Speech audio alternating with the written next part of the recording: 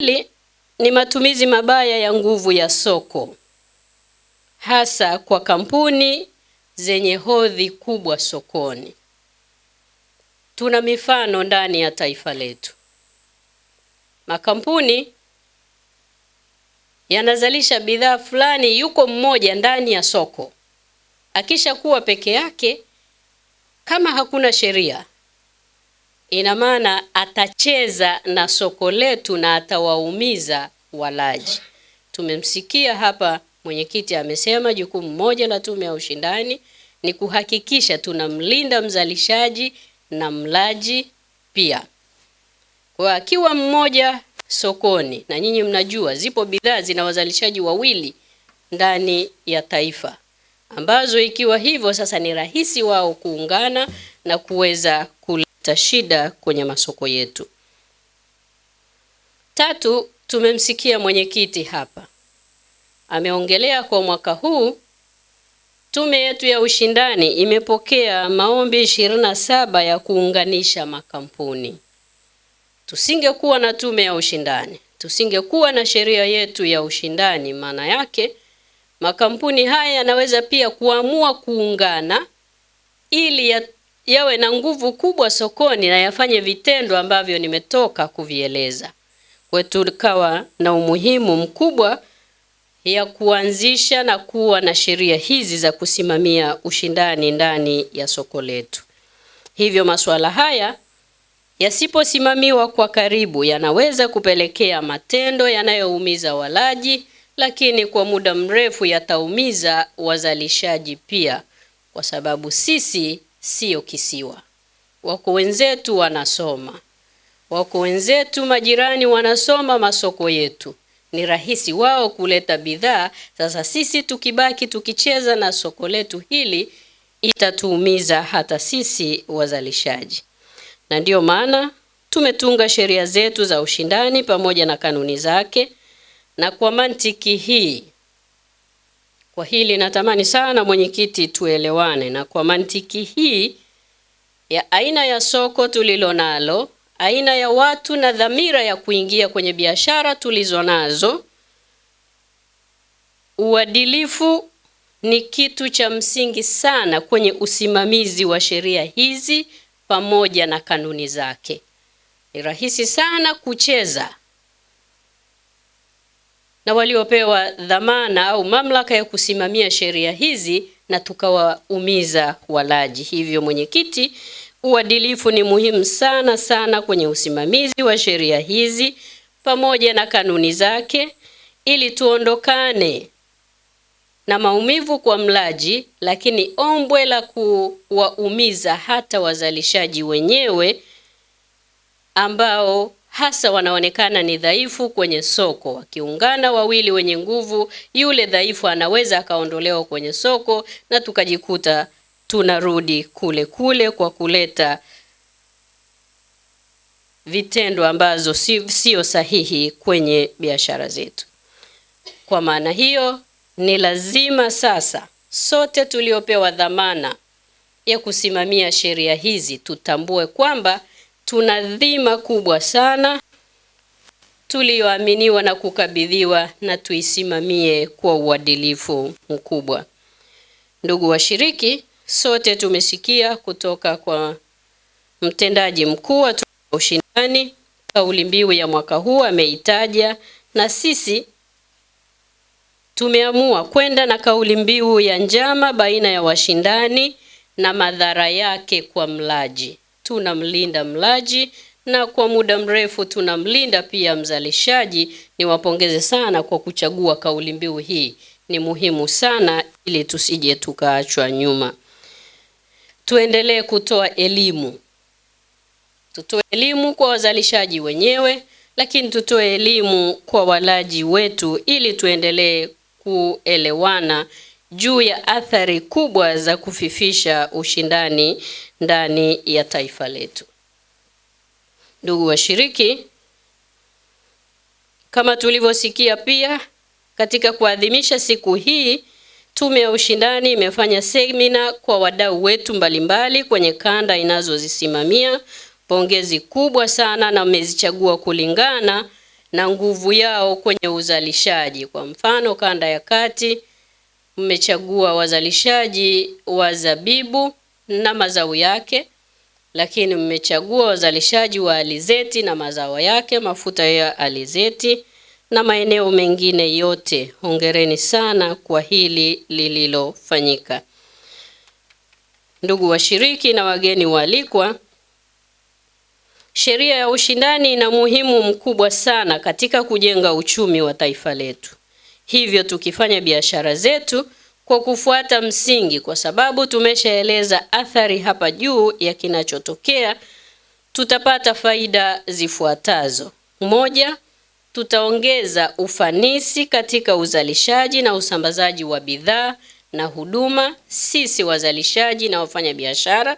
Lakini pili, tutakuza ubunifu, ikiwa ni pamoja na kuboresha matumizi ya rasilimali kwa kuzingatia vipaumbele. Faida hizi zitatufanya tuweze kushindana katika masoko ya kikanda na kimataifa, ikizingatiwa kuwa tayari taifa letu lipo kwenye masoko mbalimbali ya kikanda. Tupo kwenye soko la Afrika Mashariki, tuko kwenye soko la SADC ambayo ni nchi za maendeleo kusini mwa Afrika, na sasa tupo kwenye soko la eneo huru la biashara Afrika. Hivyo bila kufuata misingi hii ya ushindani, ni wazi taifa letu linaweza kuwa soko la bidhaa za wenzetu. Ndio pale nilipowaeleza, tukiendelea sisi kuchezeana, tunaungana ili tuumize walaji. Wenzetu kule nje wanataka kuzalisha kwa ufanisi ili walete sasa watuuzie sisi. Kwa sisi tunapambana na kasoko ketu kadogo, wenzetu wanaangalia soko kubwa. Maana yake ni kwamba sisi hatuangalii hata zile sheria na kanuni za ufanisi. Sisi tunapambana na walaji, wenzetu wanapambana na ufanisi.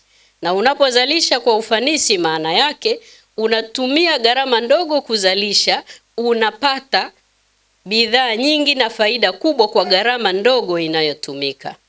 Mkurugenzi wetu mtendaji wa shirikisho la wenye viwanda anafahamu. Katika moja ya vikao vyetu tulivyokutana, tunawaambia tumefungua soko la eneo huru la biashara Afrika. Mnaonaje na sisi tukapeleka bidhaa zetu kule? Wanasema hapana, Mheshimiwa Waziri, tusipeleke huko kwa sababu za kwetu uzalishaji wake ni gharama ya juu kuliko wenzetu wanavyozalisha. Kwa hiyo tayari tunaanza kuona changamoto iliyoko ndani yetu. Sisi tunapambana sisi wenyewe ndani kwa ndani. Wenzetu wanajipanga jinsi gani ya kuja kutuua na kuua viwanda vyetu na wafanyabiashara wetu ili tuuze bidhaa za kwao. Na ndipo nilipowakumbusha nikamwambia, sasa lazima tufahamu biashara sio vita, hasa mnapokuwa nyinyi ndani ya nyumba moja. Lazima tushirikiane. Fursa kule nje tuzilete ndani na tuzalishe tukiangalia soko kubwa tulilokuwa nalo kule nje. Tujipange. Tunaendaje kushindana kwenye soko la Afrika? Tunaendaje kushindana kwenye soko la AGOA nchini Marekani? Tuna bidhaa 6,800. Mkurugenzi anafahamu, lakini tumeweza kupeleka ngapi? Serikali imefanya jukumu lake. Sasa la kwao tulishakabidhiana. Jukumu la kuzalisha bidhaa hizi sio la serikali. Mazingira mazuri yamewekwa, masoko yametafutwa. Kwa nini hatuendi kwenye masoko hayo? Kwa sababu tunaangalia zaidi kilichopo ndani kwetu bila kufunguka na kuangalia kilichopo kule nje na fursa ambazo Daktari Samia Suluhu Hassan amefungua kwa ajili ya taifa letu. Hivyo ndugu washiriki, naamini sote kwa pamoja tunaona umuhimu wa fursa hizi zinazofunguliwa na serikali yetu ya awamu ya 6 chini ya Daktari Samia Suluhu Hassan. Hasa tunapoelekea mwishoni mwa utekelezaji wa dira yetu ya maendeleo ya taifa pale mwaka 2025. Tayari serikali ilikwisha fanya majukumu yake na ilikwisha kutoa mwelekeo wa taifa letu wa kujenga uchumi imara na wenye kuhimili ushindani wa kitaifa ndani yetu na wa kimataifa na kufikia lengo la maisha bora kwa wananchi wetu wote. Kupitia maono haya ya serikali ndipo ilipoanzishwa taasisi yetu hii ambapo leo tupo Tume yetu ya Ushindani kama sehemu ya kufikia mkakati huu madhubuti ili kushajiisha ushindani ndani ya nchi yetu, lakini pia kuweka misingi sawia ya kujenga na kuendesha uchumi wa soko.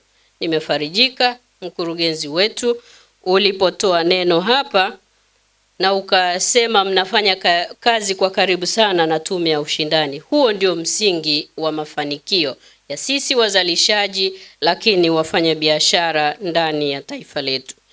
Kwani kukosekana kwa ushindani katika soko hudumaza ukuaji wa uchumi, kwani wawekezaji wengi hawatavutiwa tena kuja kuwekeza kwetu.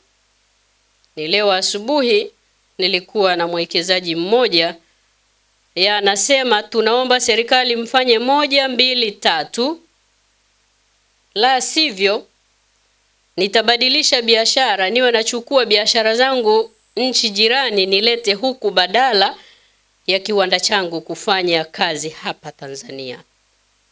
Nikamwambia serikali tulishakuwahi, tuko mita 10 ulitoka ulipo wewe. Tulishakamilisha yote hayo unayoyasema. Kiwanda tunakihitaji, kwani kukosa kiwanda ndani ya taifa letu ni kunyima ajira kwa watoto wetu wa Kitanzania. Kwa serikali ilishafanya kazi yake kwenye viwanda, tusaidieni ili tuweze kutengeneza ajira za vijana wetu, lakini tupate mapato mengi kupitia bidhaa tunazozizalisha na kupeleka kwenye masoko makubwa yaliyopo Afrika na duniani kwa ujumla. Wawakilishi wa wadau wafahamu na kuwafikishia ujumbe wenzao ambao hawajapata fursa ya kuwa nasi hapa kuwa madhumuni ya serikali yetu ya awamu ya 6 katika kusimamia uchumi wa soko si kukataza biashara, bali kutaka ifanyike kwa kuzingatia sheria na misingi ya ushindani. Sisi ni wawezeshaji wa biashara zenu. Sisi tunataka mfanikiwe ili tutengeneze ajira za vijana wetu, lakini tuweze kupata na kodi ambayo ndiyo inaendesha shughuli za kila siku za taifa letu. Vile vile washindani wanatakiwa kushindana kwa uhuru na amani kabisa, na si kula njama za kukwepa kushindana sokoni ili kutimiza malengo yaliyowekwa na sheria, ikiwa ni pamoja na kuhakikisha wananchi wanapata huduma bora, wanapata huduma katika bei nzuri na wanakuwa na wigo mpana wa kuchangia bidhaa na kuchagua bidhaa na huduma. Lakini pia wao wafanya biashara pamoja na wazalishaji wa bidhaa mbalimbali kujipa nafasi ya kufurahia wao kuwa sehemu ya Watanzania, ili wengine wanapokuja kwenye soko la Tanzania wawakute wao wafanyabiashara wa Kitanzania wako imara kuliko wanaokuja, kwa sababu tulishazoea ufanyaji biashara ulio wa halali kabisa. Na mwisho ni kwamba Tume ya Ushindani pamoja na vyombo vingine vinavyosimamia masuala ya biashara viendelee kutekeleza majukumu yao kwa kuongeza zaidi utoaji wa elimu kwa wafanyabiashara na kuwaelekeza zaidi kuhusu yapasayo kutendwa ili kuepuka uvunjaji wa sheria. Taasisi zote za serikali zinazohusiana na ufanyaji biashara, zinazohusiana na uendeshaji wa viwanda vyetu ndani ya taifa letu, ni muhimu wakafahamu wao ni wawezeshaji. Na championi wetu ambao ni Rais Dr. Samia Suluhu Hassan, yeye alishaamua kuwa ni sehemu ya maisha ya wafanyabiashara. Ndiyo maana kila anaposafiri kwenda kutafuta fursa hizi, anasafiri pamoja na wenye viwanda, anasafiri pamoja na wafanyabiashara, ili tukajifunze pamoja wenzetu wanafanya nini, wenzetu walifanikiwaje, na sisi tuje tujiimarishe, ili bidhaa zinapoingia kwenye taifa letu watukute tukiwa imara kuanzia kwenye viwanda vyetu. Ni muhimu sana taasisi zetu zote zikatambua hilo na tukawawezesha wafanyabiashara wetu, ili tuendelee kujenga uchumi wa mtu mmoja mmoja na taifa letu kwa ujumla. Ndugu zangu washiriki, naomba niwaambie pia tunalo kongamano la wanawake katika biashara Afrika ambalo linafanyika kwa mara ya pili ndani ya taifa letu hapa Dar es Salaam. Linaanza kesho tarehe 6 hadi tarehe 8. Tumeleta mawaziri wa biashara kutoka nchi zote 55 za Afrika wapo Dar es Salaam. Tumeleta wafanyabiashara 80 kuja kuonyesha bidhaa wanazozizalisha kwenye mataifa yao na ndani ya taifa letu.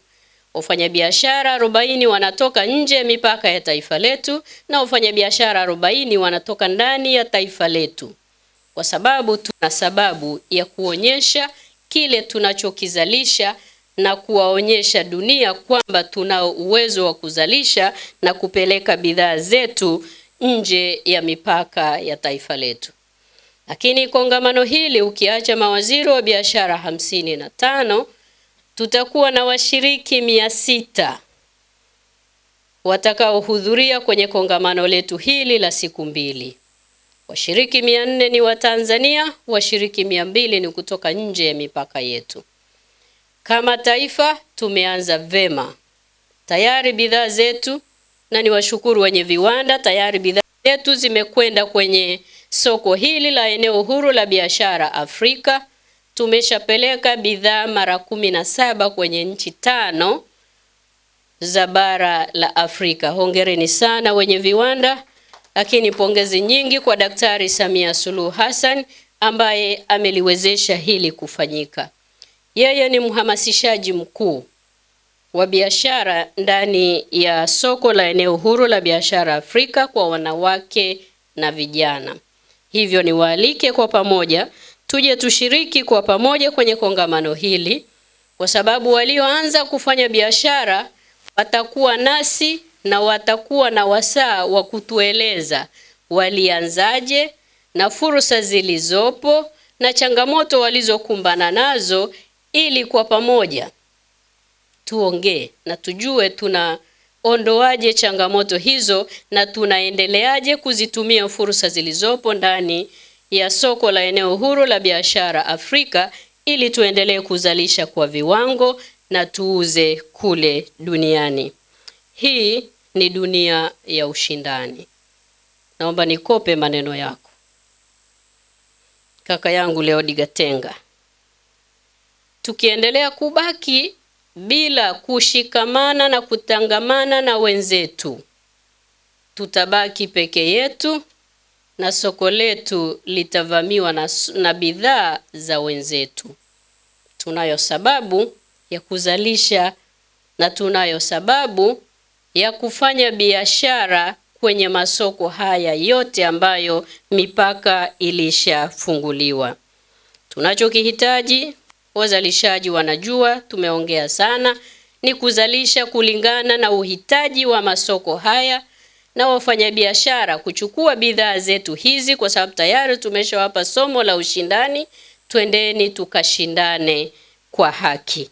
Kwa ni muhimu sana kwa Tume ya Ushindani muendelee kuitoa elimu hii ya ushindani ya ndani ya mipaka ya taifa letu, lakini kule nje pia tunakokwenda ni ushindani wa aina gani tunaokwenda kukutana nao, ili tupate faida za kutosha.